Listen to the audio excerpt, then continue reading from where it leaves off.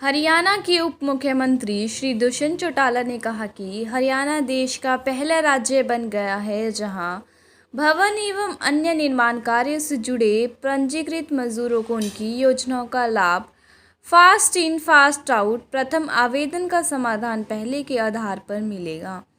हरियाणा भवन एवं अन्य सनिर्माण कर्मकार कल्याण बोर्ड द्वारा तैयार किया गया सेंट्रल प्रोसेसिंग सिस्टम का सॉफ्टवेयर मजदूरों के कल्याण में मील का पत्थर साबित होगा। डिप्टी सीएम, जिसके पास श्रम एवं रोजगार का प्रभार भी है, आज यहां हरियाणा भवन एवं अन्य सनिर्माण कर्मकार कल्याण बोर्ड के सेंट्रल प्रोसेसिंग सिस्टम को लॉन्च करने के बाद श्रम विभाग तथा बोर्ड के अधिकारियों को संबोधित कर रहे थे।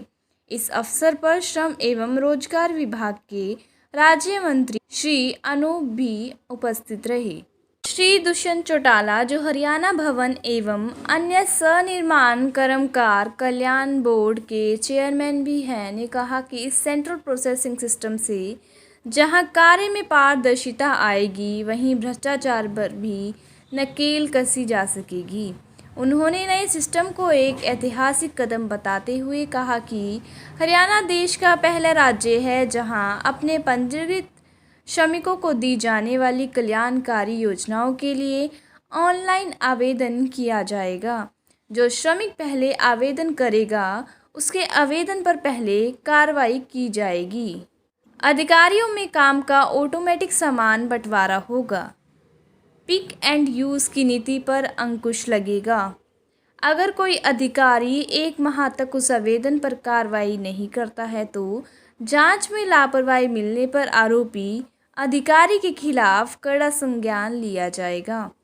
उप मुख्यमंत्री ने नए सिस्टम को विभाग का ट्रांसफॉर्मेशन बताते हुए कहा कि उन्हें उम्मीद है कि हरियाणा भवन एवं अन्य सनिर्माण कर्मकार कल्याण बोर्ड द्वारा तैयार किए गए सॉफ्टवेयर का देश में उसी तरह अनुकरण किया जाएगा जिस प्रकार लाल डोरा मुक्त गांव अभियान को अपनाया गया था। आज एक ट्रांसफॉर्मेशन डे के तौर पे बोर्ड में हम इस सेंट्रल प्रोसेसिंग सिस्टम को देख रहे हैं और ट्रांसफॉर्मेशन इसलिए कि एक और पर गुड़गांव जैसे ज़िले में 50 एप्लीकेशन आती है जहाँ सबसे ज़्यादा कंस्ट्रक्शन है, और वहीं शायद पिछले दिनों एक ज़िले के अंदर तो महीने में 4000 एप्लीकेशन प्रोसेस हो जाती है। अनइवन डिस्ट्रीब्यूशन ऑफ वर्क भी कह लीजिए, और साथ में जैसे कुंडू जी अभी कह रहे थे कि समाज के अंदर वो व्यक्ति जो सबसे छोटी मजदूरी करता है उसको बेनिफिट पहुंचाने की बात है। मैं बधाई दूंगा डिस्पाइट कोविड भी कि हमारी टीम ने समय तो लिया, मगर इस समय के अंदर पूरी तौर पर जो कमियां बोर्ड के अंदर हम नहीं सुधार पाए थे, उनको सुधारने के लिए इस प्रोसेसिंग सिस्टम को बनाया। मेरे से पहले शायद आपको प्रेजेंटेशन और ब्रीफिंग जो प्रोसेसिंग सिस्टम है उसकी दे दी गई होगी। तो अब 3 चीज़ों की तो आप लोग हेरा फेरी नहीं कर पाओगे आने वाले भविष्य में। पहली, पिक एंड चूज, ये नहीं पता किसकी एप्लीकेशन किसको आएगी।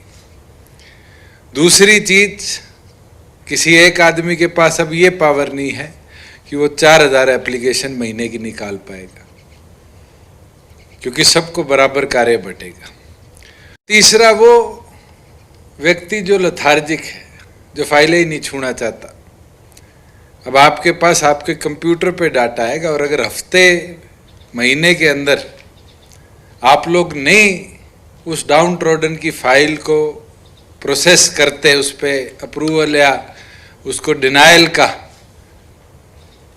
कार्य नहीं करते, तो आपके खिलाफ भी एक्शन लिया जाएगा। और उसका एक कारण है, आज कई ऐसे हमारे अधिकारी हैं जो शायद ऐसे जिलों में बैठे हैं जहां रजिस्ट्रेशन ही नहीं होती, और कई ऐसे अधिकारी हैं, कई जिले ऐसे हैं, हिसार है, मेवात है, जिसके अंदर मेरे ख्याल से रजिस्ट्रेशन के नंबर इतने हाई हैं कि हम लोग भी नहीं सोच सकते कि वहाँ कंस्ट्रक्शन कितनी ज़्यादा हो रही। मगर वो उस अधिकारी की भी मौज हो जाती है कि वहाँ बैठकर पिक एंड चूज कर अपनी अपनी जो प्रोफाइलें निकालनी है वो निकाल देता है। अब इसके अंदर एक चीज़ और ज़रूर डली है, वो है FIFO, first in first out.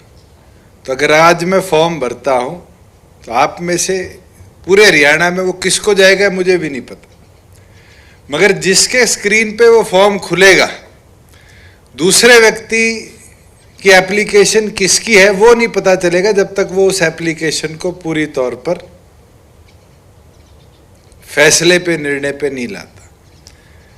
और ये अपने आप में पूरे देश भर के वेलफेयर बोर्ड के अंदर एक हिस्टोरिक स्टेप होगा। और मैं तो उम्मीद करूंगा कि हमारा ये जब प्रोजेक्ट 2 महीने की सक्सेसफुल इम्प्लीमेंटेशन पे हो, तो जैसे मैंने लाल डोरा मुक्त हरियाणा का सपना लेकर करनाल के एक गांव सिरसी को पकड़ा था, और उसके बाद हरियाणा के अंदर 5000 गांव के हमने नक्शे पूरी तौर पर कंप्लीट कर लिए, और प्रधानमंत्री ने एक हरियाणा से उस प्रोजेक्ट को उठाकर 8 स्टेटों में चलाने का काम किया।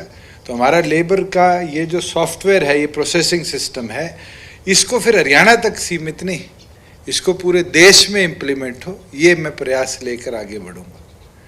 और मैं तो उम्मीद करता हूँ, हमने एक सेक्टर पकड़ा और उसको आज इस सेंट्रल प्रोसेसिंग सिस्टम के माध्यम से दुरुस्ती की ओर ले जाने का काम किया, और इसके अंदर ट्रांसफॉर्मेशन भी आने वाले समय में हम करेंगे। जो हमारी वैकेंसीज हैं उनको भी फुलफिल करने का काम करेंगे, चाहे हमें डेपुटेशन पे लेने पड़े, चाहे पब्लिक सर्विस कमीशन और स्टाफ सिलेक्शन कमीशन से फुलफिल कराना पड़े, उसको भी दुरुस्त करेंगे।